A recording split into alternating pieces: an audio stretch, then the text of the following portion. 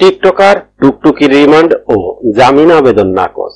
Digital প্ল্যাটফর্মের মাধ্যমে চাঁদা দাবির অভিযোগে রমনা মডেল থানার এক মামলায় টিকটকার জান্নাতুল ফেরদৌস টুকটুকির রিমান্ড ও জামিনের আবেদন নাকচ করেছে আদালত। ঢাকার মহানগর হাকিম মাহবুবুর রহমান মঙ্গলবার শুনানি নিয়ে এ আদেশ দেওয়ার পর তাকে ফের কারাগারে নেওয়া হয়। তদন্ত কর্মকর্তা ডিবি পুলিশের সাইবার অ্যান্ড স্পেশাল ক্রাইম দক্ষিণ বিভাগের এসআই মহসিন সরকার গত 17 সেপ্টেম্বর 7 দিনের রিমান্ড চেয়ে আবেদন করেন। আদালত আসামির উপস্থিতিতে শুনানির দিন ধার্য করেছিল মঙ্গলবার। এদিন আসামির জামিন চেয়ে আবেদন করেন আইনজীবী মোহাম্মদ আশিক আল মামুন। রাষ্ট্রপক্ষে অতিরিক্ত public prosecutor Mohammad Shamsuddoha Sumon remand মঞ্জুরের পক্ষে শুনানি করেন। উভয়ের শুনানি নিয়ে বিচারক দুই আবেদনই নাকচ করে দেন বলে প্রসিকিউটর শামসুদ্দোহা সুমন জানিয়েছেন। রমনা মডেল থানায় গত 23 জুলাই দৈনিক খবরের আলো পত্রিকার নির্বাহী সম্পাদক আজিজুর রহমান টুটুল নাম না জানা কয়েকজনকে আসামি করে মামলা করেন। সেখানে আজিজুর রহমান টুটুল অভিযোগ করেন,